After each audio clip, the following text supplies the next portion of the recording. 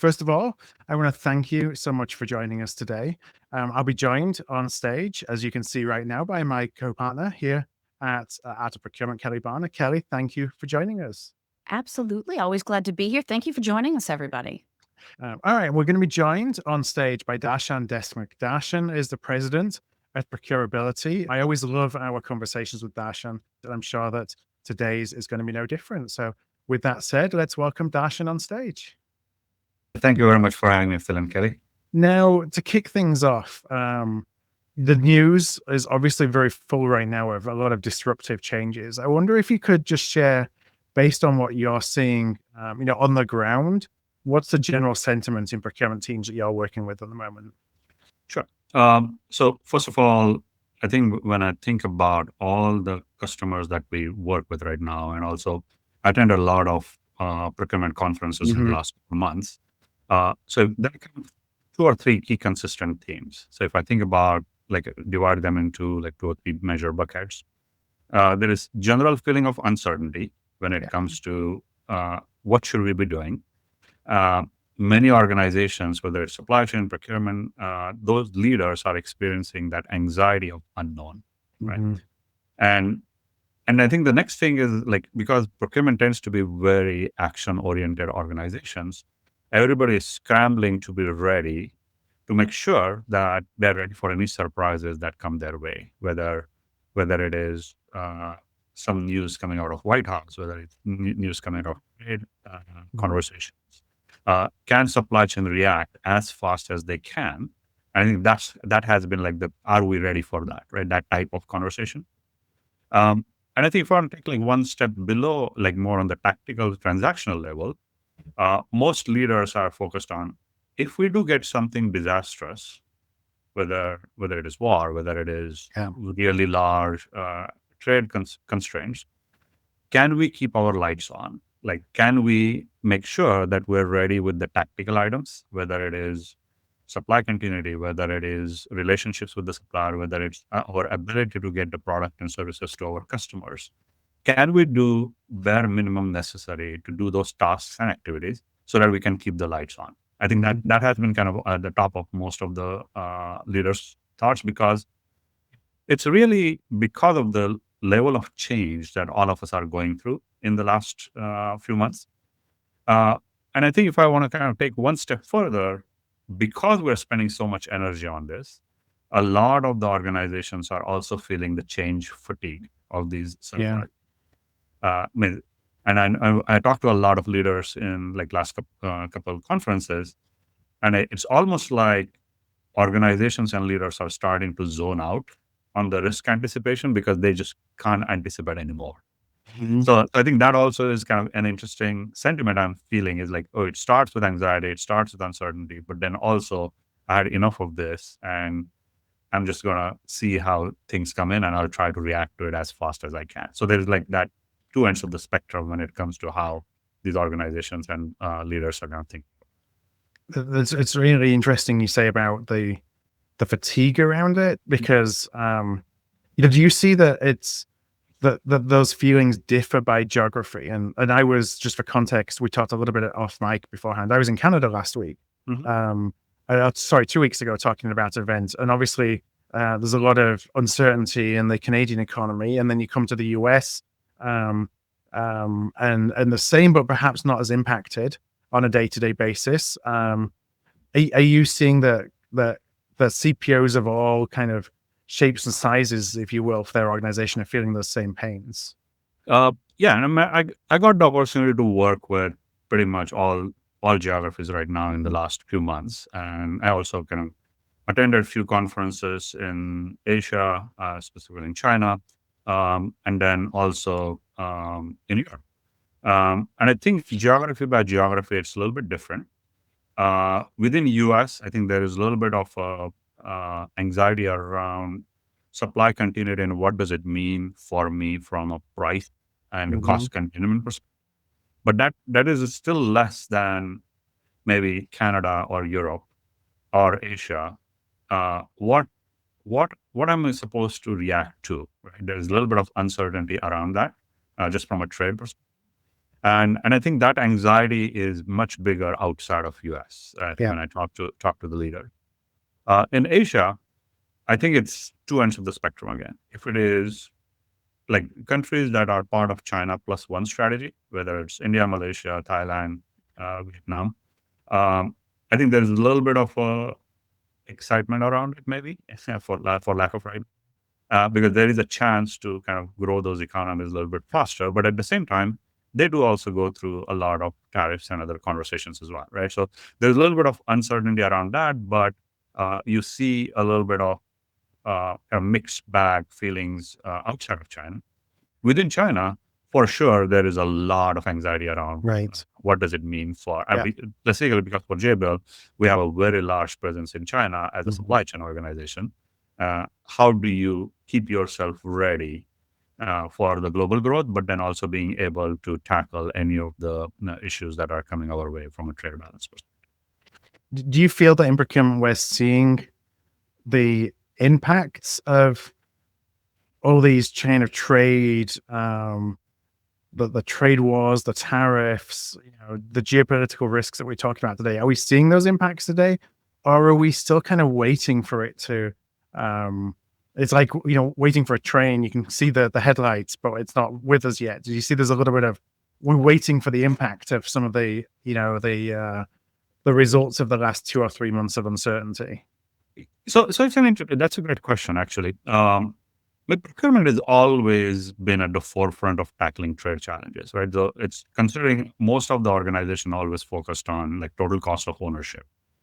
So trade challenges were always top of mind for most of the procurement organizations. So collaborating with legal, finance, trade compliance, what the pricing teams are going to do to make sure there is supply continuity, there is price optimization, and then staying ahead of like supply lock-ins when it comes to capacity. I think that's part and parcel of what most organizations did. What is different?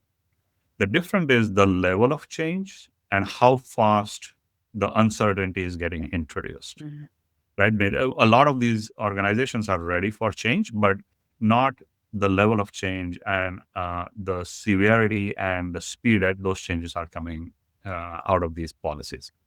So, and the second piece is, I think as an organization in the last, I would say 20 years, the variables that we need to think about have multiplied significantly.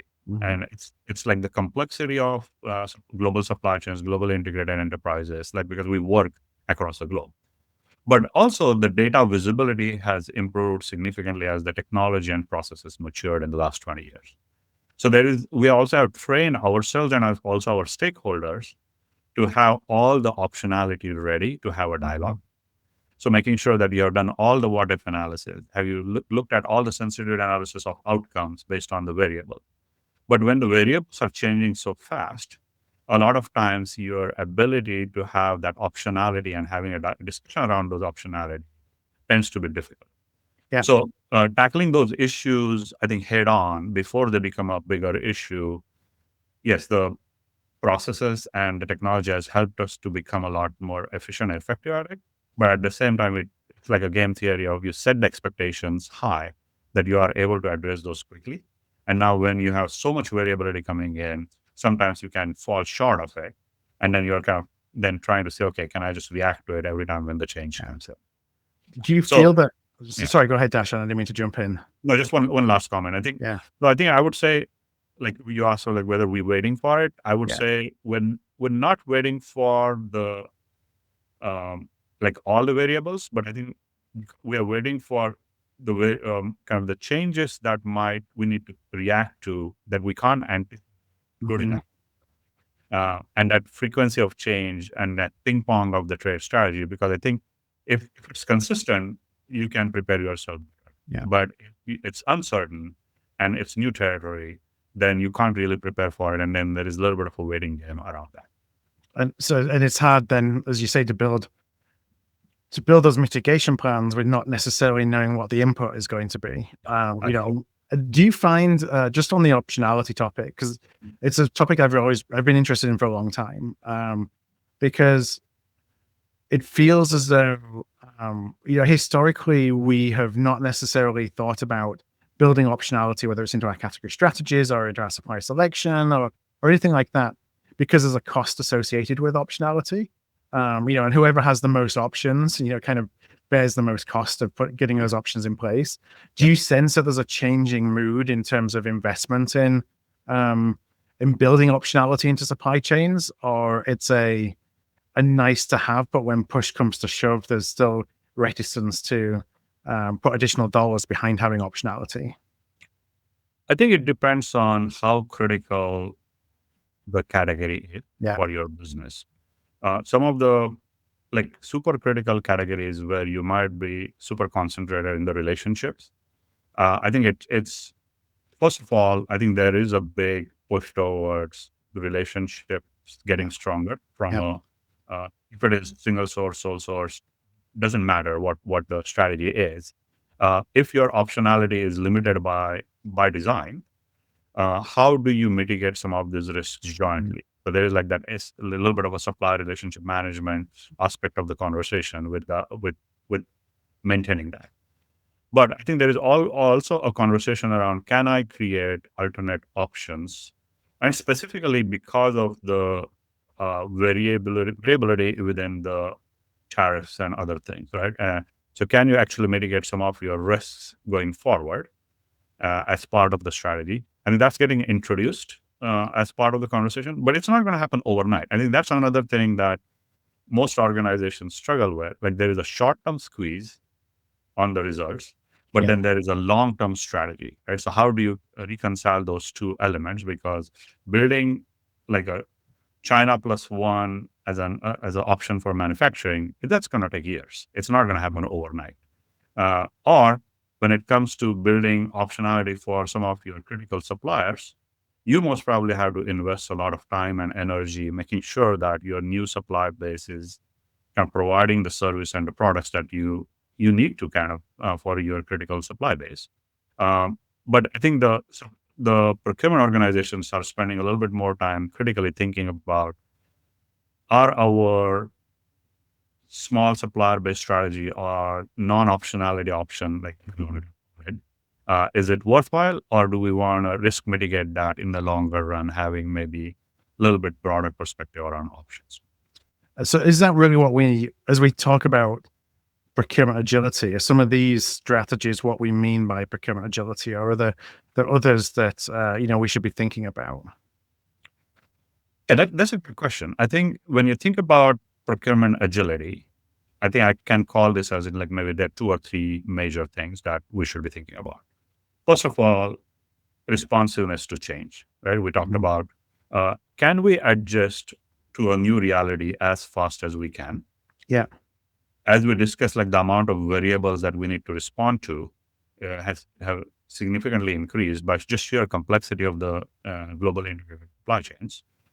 The expectations from the organizations have become a lot more intense because the visibility of the data has increased.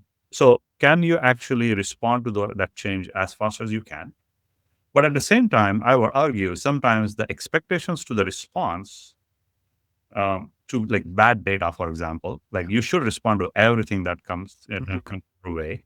I think that expectation has, we have trained ourselves to do that, right?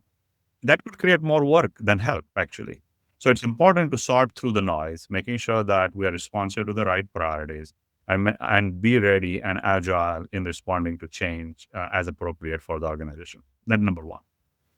Number 2, I would say, do you have an ability to influence extended supply chain? Yeah. And when I say extended supply chain, it's tier 1, tier 2, tier N supply base within your value chain, right? Are you working collaboratively with this extended supply chain in the current environment to tackle any surprises that come your way? It's very rare that the supply chains, whether it's services or product, are delivered through a geographically concentrated area. It's pretty much global delivery across the board. Yep. So I think when it comes to that, can we actually relatively work together to respond to these variables? And that your ability to respond to it is directly proportional to how you can influence your supply base in the value chain. And any organization's ability to be agile depends on how you can influence that in a coordinated way. Now that takes us to the next step is how can you do that, right? So to do that, you need to have very strong relationships with your supply base and have an ability to share risk and rewards. Yeah. We used to, like, if you think about like 20 years ago, there was always like this, procurement was always considered like a zero-sum game with the suppliers to gain the maximum out of it, right? I lived that. I lived that That's life. gone. Yeah, that's Yeah. gone. And so we need to make sure that we build those strong relationships so you can have a dialogue around, can you share risks and rewards within the kind of integrated supply chain?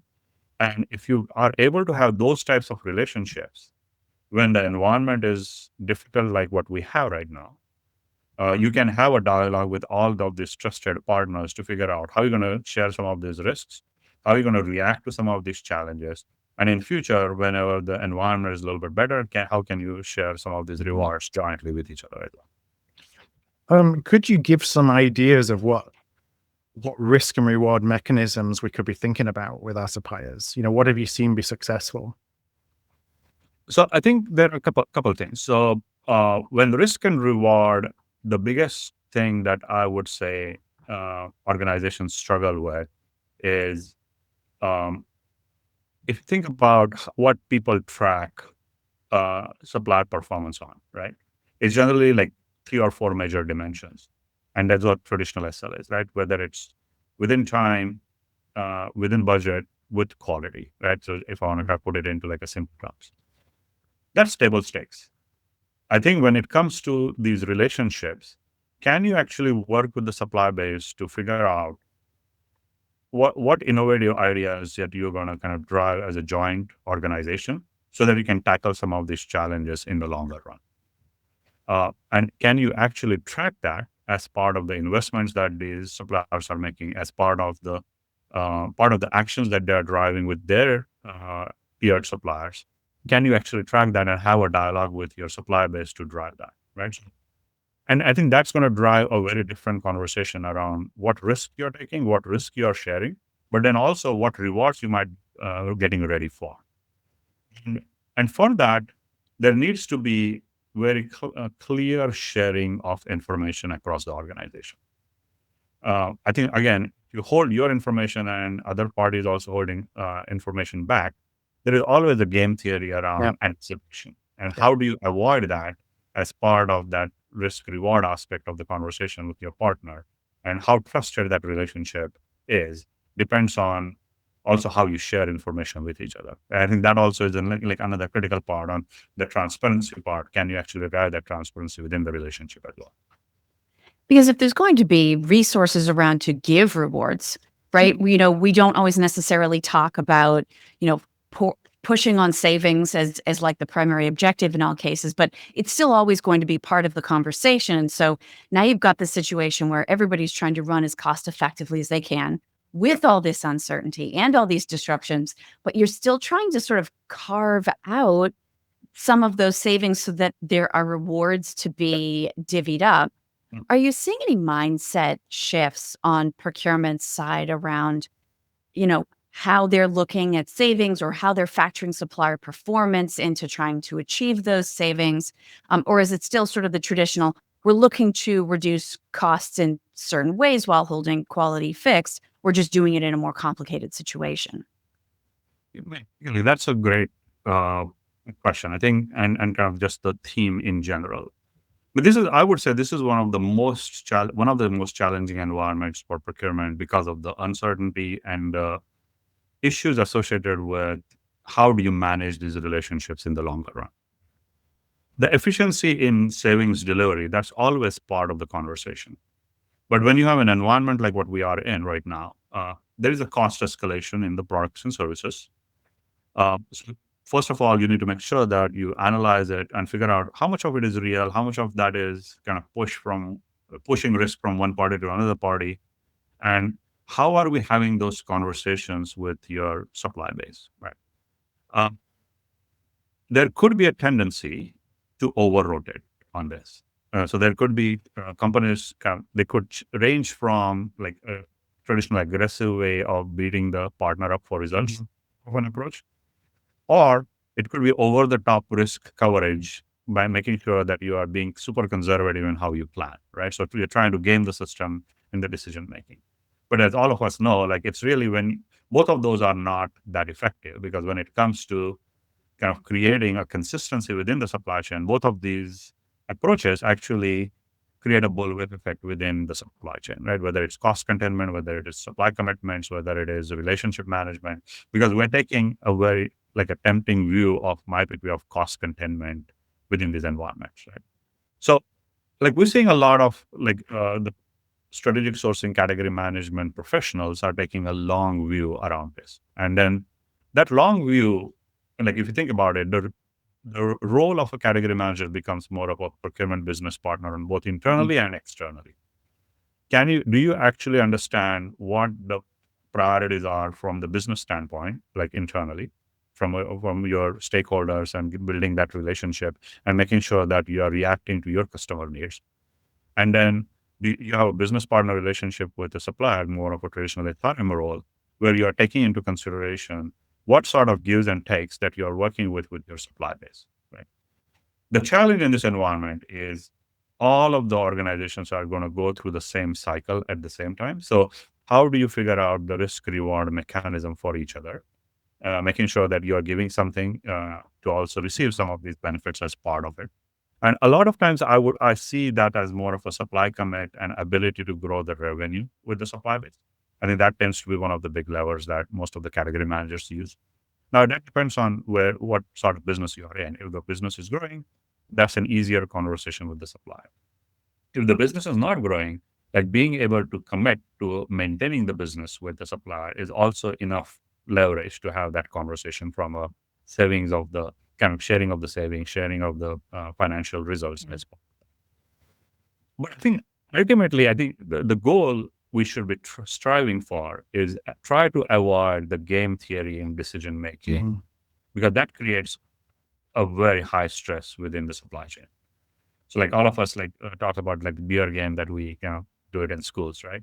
But it's real. Like it's really every single relationship when the transparency doesn't exist, you get into this game theory of like how you're going to drive or how you're going to tackle the response from the other party and trying to anticipate that and kind of plan for it. It's a lot more inefficient way of tackling an issue versus being able to provide the transparency in this environment is critical. And then driving that mutual level of trust in the relationship will drive the optimal results within the constraints. Yeah, and with no trust, there's no ability to build on supplier relationship management, as we talked about, as one of the key kind of mitigation factors. When it comes to risk itself, we've talked a lot about risk. I'm interested in digging into something you said right at the beginning around fatigue, around risk management. But before I do that, I wanted to ask, as we think about risk itself, is there a difference between perceived risks and what the real risks actually are? And how do we kind of ferret those out? Yeah, absolutely. And the answer is there is a difference between real risk and kind of actual risk, because every time when a change comes in, the human nature is generally panic, right? And especially when it's unanticipated level of change that we are experiencing right now. So the organization, and depending on how you train your organization as well, some organizations are very adrenaline rushed, like trying to react to every change that is coming alongside. So there is a need to assess that real risk versus a perceived risk when the risk is introduced, right? So we should look at various dimensions of risks first. So that includes, and if I want to kind of make it into like simple risk profile, whether it has a cost risk, whether it has a supply continuity risk, whether it has a supply commit risk from the supply base. Does it have a cost transfer risk across the extended supply chain? Does it have customer retention risk? Does it have a relationship across your supply chain? Or does it create an internal risk within your own organization from maintaining your customer base, maintaining your organizational sanity, maintaining your ability to continue to build? Like all of these dimensions need to be kind of looked at with a very kind of a objective view. And in that environment, like as humans, we have a tendency to really look at it with a single dimension of short-term results. So that also adds another dimension to it, is like You have to look at all these dimensions, but then also have a short-term view and a long-term view.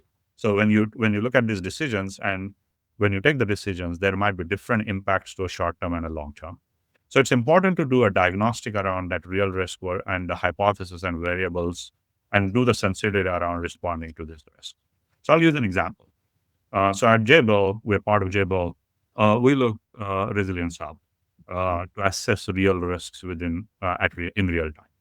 So it has multiple dimensions. It's a generative AI platform that we've built internally because we are a contract manufacturing firm that's across the globe. So it has hundreds of risks that we need to look at as part of that. So our Resilience Hub actually looks at all of these variables in real time. It does a bunch of predictive analytics based on the Gen AI and the trends that we're seeing on the variables, and being able to combine that with the inputs from the risk profile perspective and coming up with a recommendation on what you should be. Right. And then you add that to more of a human-centered approach. So not everything it's going to be recommendations. You kind of look at those hypotheses and recommendations against the reality and put in the human-centered approach to it, and then figure out what decisions you want to make sure that you're ready for that risk profile within that industry. So we work internally with that, but then we also work with some of the other industry players that some of our customers are. So that drives that real-time, real risk versus perceived risk, and can you actually take the noise out of the overall decision making? So is that, and what you built sounds quite advanced, and also an insight into the art of the possible as we think about using generative AI from a risk management perspective. Does that require, are you doing an assessment up front to say, well, based on all these different factors I should focus on, let's just put numbers out of the air. I have a 10,000 suppliers. I know I need to really focus on these 100. And then I'm doing that kind of ongoing monitoring on those 100. Or are you doing it on the whole 10,000 and saying, well, as events change, that's going to change the inherent risk profile with each supplier and maybe driving different actions so that I'm not at risk of missing something in the supply chain that, is not just limited to these 100 suppliers that I've determined. Those are the ones I'm going to keep an eye on. That's again a great question. So it's a various versions of the risk profile. So we look at the risk profile across the whole supply base, but it's at varying degrees. Yeah. So the top 100 suppliers that are very critical for your operations, the dimensions of the risk profile are a lot more comprehensive as compared to the bigger risk profile for the smaller supplier base. Yeah.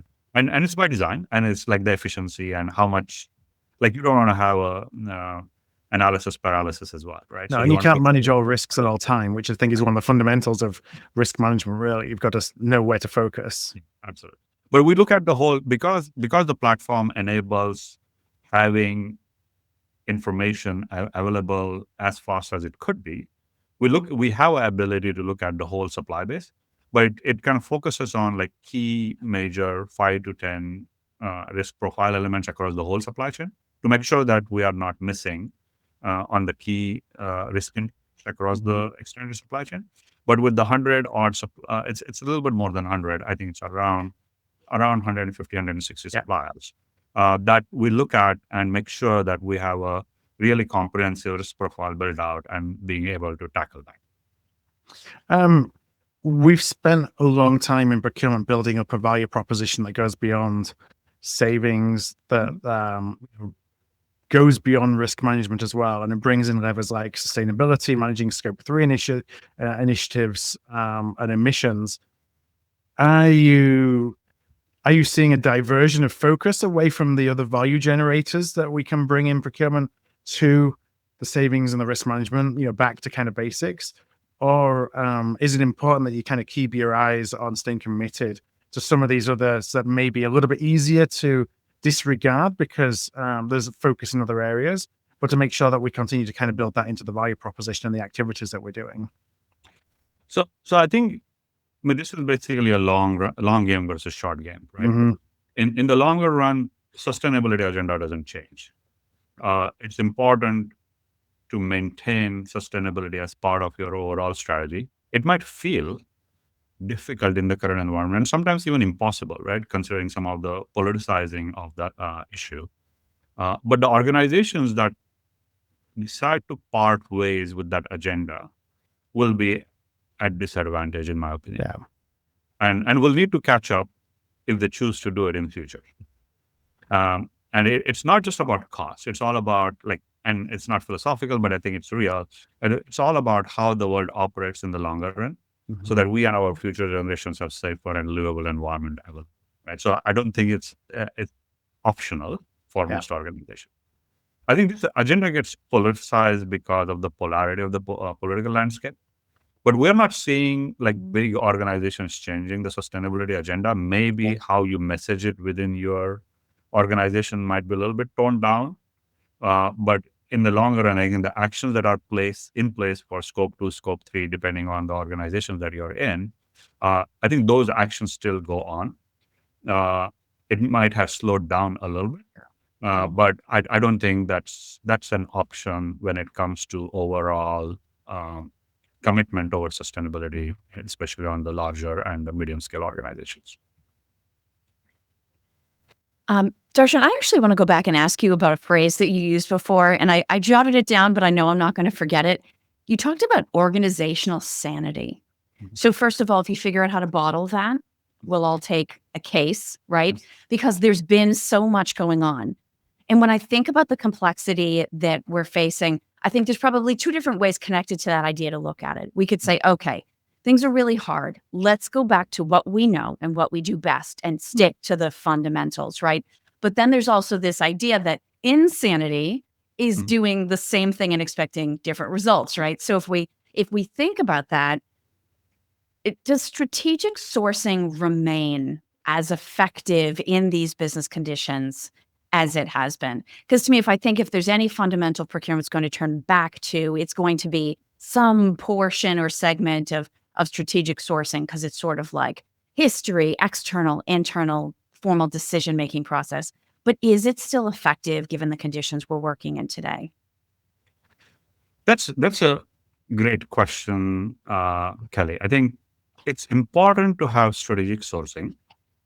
I think if we ask various organizations what they think about, what do they think about from a tasks perspective when they think about strategic sourcing, right? There will be an overwhelming number of organizations think about the transactional nature of sourcing. And when I say transactional, not in the tasks perspective, but really it's a execution activity, right? Like running an RFP, running reverse auction as strategic sourcing. And I think that's where I think I would call that as actually more tactical activity. And in the current environment, that's not going to yield results. I think it needs to have that traditional category management, relationship-based, kind of driven strategic sourcing, and then using of the technology to drive the decision support to deliver results, right? So if you use all of those together, strategic sourcing is still relevant. But I think if you look at the whole value chain and the task metrics across the value chain for procurement, all of these things are included in it. But I think most of the organizations only do that middle section of execution and keep on running strategic sourcing in quotes as RFPs. I think that's most probably is going away in a way, maybe when you think about it. And I can use maybe a little bit of a example. So organizations are accelerating time to market when you think about RFPs, right? Using technology, using tools, and then being able to exercise your competitiveness within the marketplace to drive the value, right? So that's more transactional aspect of the strategic sourcing. But I think organizations are starting to become a lot more creative to say, okay, how do I drive value out of it? So I can use maybe one example. With one of the clients that we work with is a high-tech customer, and they were going through relooking at how do I want to think about my procurement process. And they went all the way up to thinking that I want to drive an innovative approach in pushing the strategic intent for the organization. So I'm going to look at my value chain, and I'm going to say all of the strategic sourcing should be done by a self-service model. So I want to build the strategies that we don't want procurement team to run RFPs and do traditional tactical sourcing. We want to focus on setting the strategy, build the relationship, build category management framework so that all the execution is done in a self-service mode. Now, that's the ultimate vision. The results are going to be somewhere in the middle as you're kind of building that up. But I think what that did is really it built a very small shared services organization that helped the large organization in running these kind of transactional nature of the strategic sourcing. But it forced the organization to focus on the right things, right? Because incentives drive behavior. So they took like that polarizing approach to say, okay, I don't want to do strategic sourcing. I just want to build the strategy and make strategic sourcing self-service. How can I do that? Right. So that's like the design point, and then they build the processes and technology platform and organization around that. And I think what sorry, Darshan. Relevant, but making sure that we take a very intentional approach to supplier relationship management and category management. Yeah.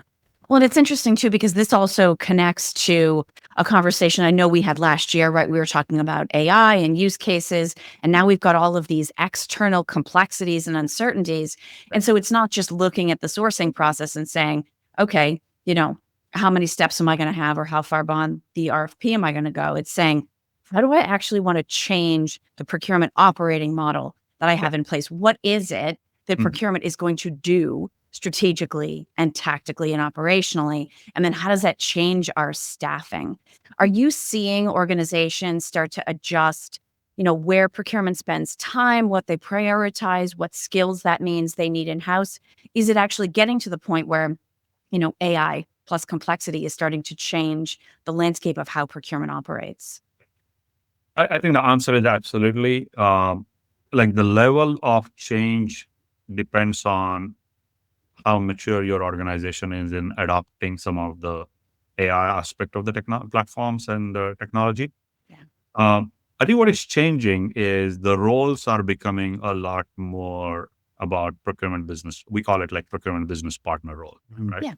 It's really relationship building, making sure that you are building the pipeline, you are building the decision support system, you are making sure that you're capturing the demand and supply as part of your overall process and driving the value.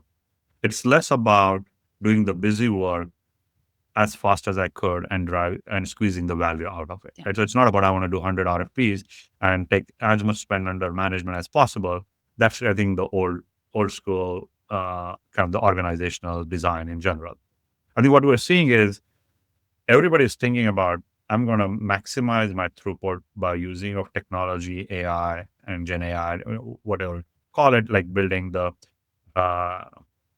building the platform ecosystem in such a way that you accelerate that execution aspect of the procurement, but then spend a lot of your energy around upfront work on the relationship building, making sure that you are a good decision support system to validate some of the technology efficiency that you are bringing in.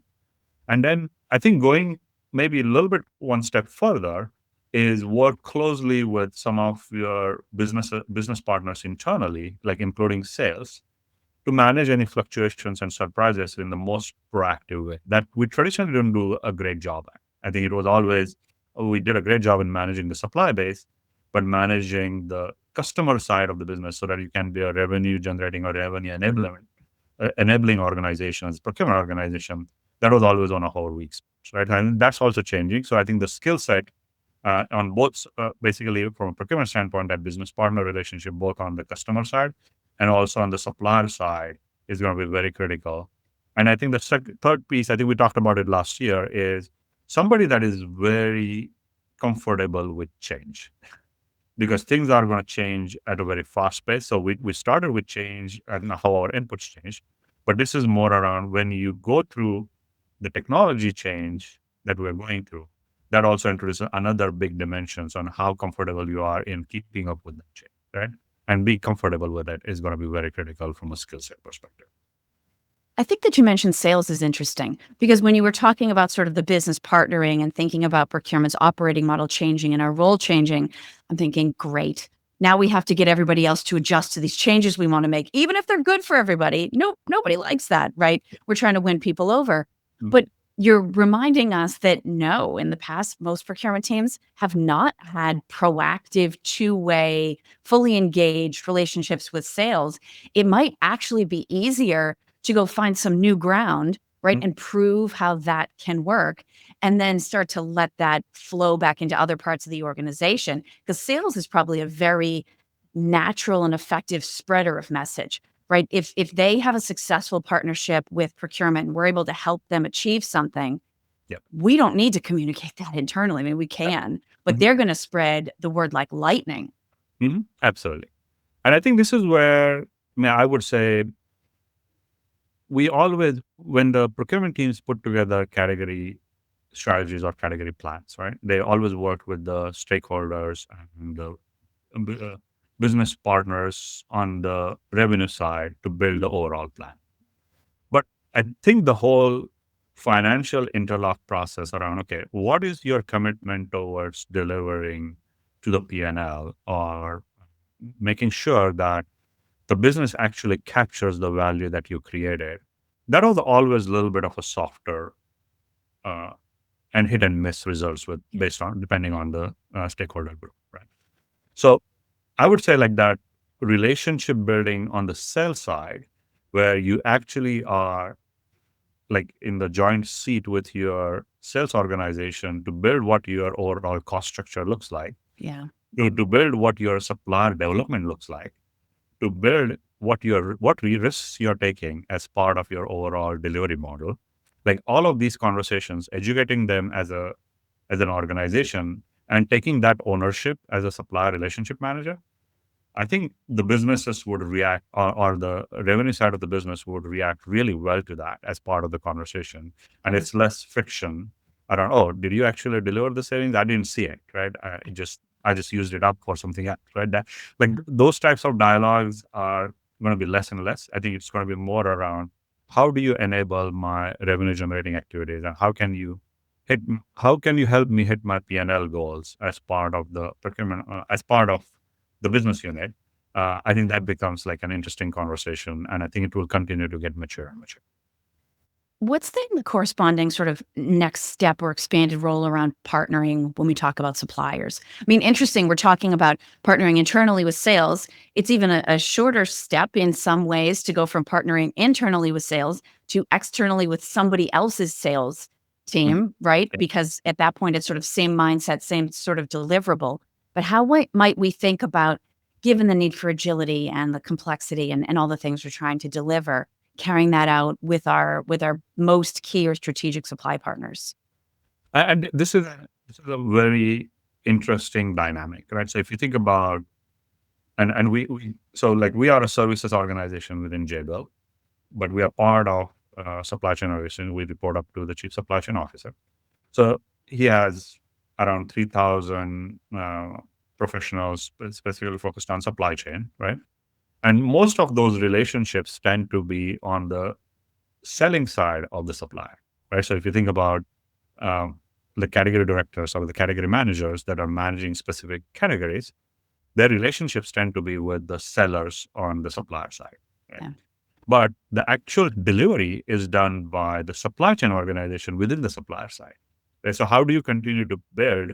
So you have the commercial relationship with the selling organization, and then you have an operational relationship with the supply chain organizations internally, and managing both of those dimensions as a relationship manager becomes very critical, right? So when it comes to kind of expanding your comfort level, so it's not just about I'm managing a commercial relationship with a supplier, but it's also an operational relationship to enable them to deliver what you're looking for from a supply chain and operations perspective, and collaborating with that internal supply chain organization on the supplier side also becomes very critical. As a customer, right? I think you're very comfortable doing that as like your own supply chain organization, but how do you drive that influencing skill with the supply chain organization on the supplier side also becomes very. Now, with as we think about agility and responding to agility, we've just talked about relationships with other functions and with internal teams. Are you finding that the need for agility and to build the optionality we talked about right at the beginning is driving closer collaboration or requires closer collaboration between procurement and folks within the business, whether that's engineering, whether it's the budget holders, if it's in the indirect procurement space, that we will struggle to deliver on our ability to be agile without it. Yeah. So the answer is absolutely yes. I think that extended supply chain visibility is very critical. It's very critical to have that collaboration with engineering. It's very critical to have that collaboration with your supply demand planning team. It's critical to have a relationship with your sales forecasting team, right? Mhm. Being able to have the true input into what that looks like. Right? Traditionally, if you think about the traditional S&OP processes, they used to kind of carry like this black box model. Oh, I have a demand A that translates into a bill of material, that translates into the next bill of material, and it just kind of cascaded through the supply chain. But it was like back and forth, like as a supply commit process, right? But I think it's with the new relationship model and the new extended supply chain model, that visibility is instantaneous. That Mhm. transparency is very critical. So how do you avoid some of that maybe mistrust in this process so that you are trying to maintain the inventory to meet your demands and other things? Can you actually have transparency across this multi-tier supply chain? And I think that's very critical from a relationship perspective internally within your organization. So when you build the program around, like specifically around SRM program, build the long-term and short-term incentives for the partnership. I think when things get tough, rather than competing for positives, can both parties look at it as a joint lens Yeah. to optimize the results for the extended supply chain? Yeah. Otherwise, I think you are kind of optimizing for your own organization. Yeah. But can you actually look at it as a joint lens, and can you take the right action? And if you can do that with your internal partners and also with suppliers, that collaboration will definitely help sharing risks and rewards depending on the environment.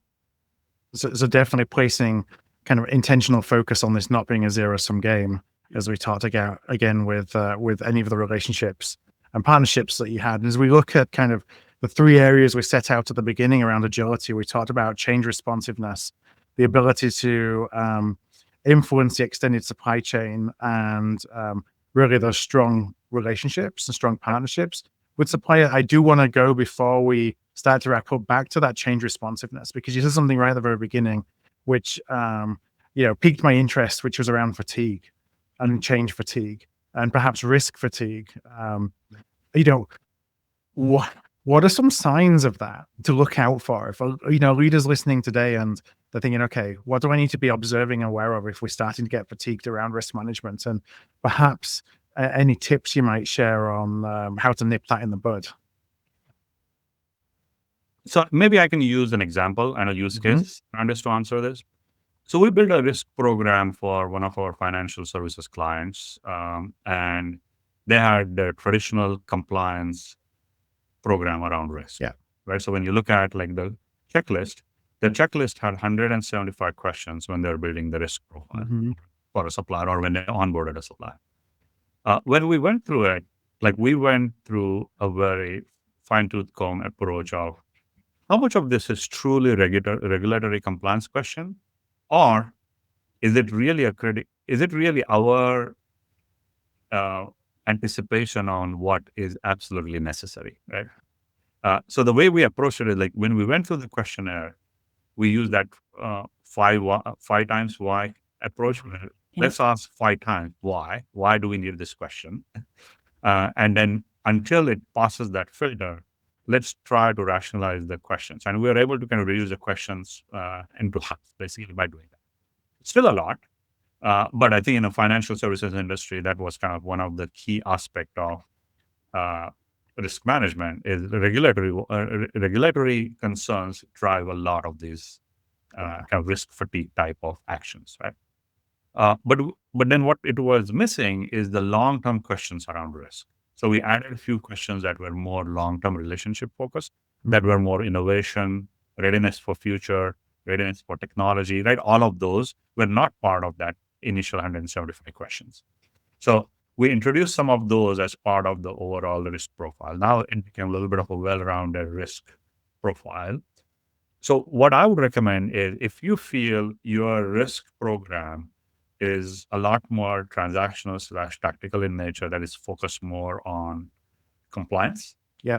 relook at that and make sure that you go through every question critically to ask yourself, do you really need this question? Or are you truly assessing a risk here? Or is this just somebody's interpretation of what that risk is? And do a joint exercise. It's not just single lens, maybe 3 or 4 stakeholders, making sure that you have your legal team as part of the conversations, and then continue to optimize that as you kind of go along. Yeah, I smiled as you started to give that example because I worked in a financial services company building a supplier risk program. And it's very easy to add questions that are nice to haves. You're using the risk assessment questionnaire as an excuse to put questions in front of suppliers that they may not otherwise ask or may not otherwise give you information on. That creates more burden for filling it out under the guise of, well, they've got to complete this. So I think that's really good guidance. Now, we're about to wrap up with a final question. Before I do, I just want to remind anybody who's enjoyed this conversation so far, would like to get more insights from Darshan and Darshan's team at Procurability. There is a couple of links that we have that are rotating in the chat box that you see on the site to go and view the Procurability LinkedIn page and subscribe to the LinkedIn page, and also to subscribe to Procurability's Insights newsletter. So please do go ahead and do that. You see the 2 links in the chat. Always a lot of great insights coming out of the Procurability team, as we're seeing today in our conversation. Now, as you go and do those and click those links, I'll ask you, Darshan, the last question, just to really wrap up on today's conversation that we've had. What's a piece of advice or a takeaway that you want our audience to leave today when it comes to that topic of geopolitical uncertainty and managing agility around that for procurement? Yes, I think it's simple. Play the long game. Avoid myopic thinking and approaches to solve like immediate problem as much as you can. And I think to do that, I would say a simple way to do that is simple but hard, is treat your suppliers as your customers or clients. Yeah. And I think that's a very, and that this was like one of the slogans that we have internally within Jabil. The chief supply chain officer talks about this all the time. I think that changes our dynamic. Like if you treat your suppliers like that you would treat your customers or clients, it definitely changes the way you think about the relationship. And that's also going to drive a very different behavior when it comes to managing the risks and the disruption going forward as well. No, okay, that's a great piece of advice, and 100% agree with that. I've seen in CPG companies, for example, consumer product organizations that truly do look at each one of their suppliers as if they are customers, because often they are their customers. And it changes everything from the mindset of how you work with them to the language that you use as well. Because, you become a point of a brand representation of your organization with your customers. So great advice, as always. Well, Darshan, I want to thank you so much for joining us for today's AOP Live. Kelly as well, thank you for helping me pose the questions to Darshan, and for everybody who joined us today and watched in. If you have colleagues that you think may be interested as well, you can always go back. The registration link will still be live. You can go and watch again. And again, there's 2 links. Check out the Procurability LinkedIn page, but also the Procurability Insights newsletter for more information. So with that said, thank you so much, Darshan. Thank you, everyone. Thanks a lot, everybody.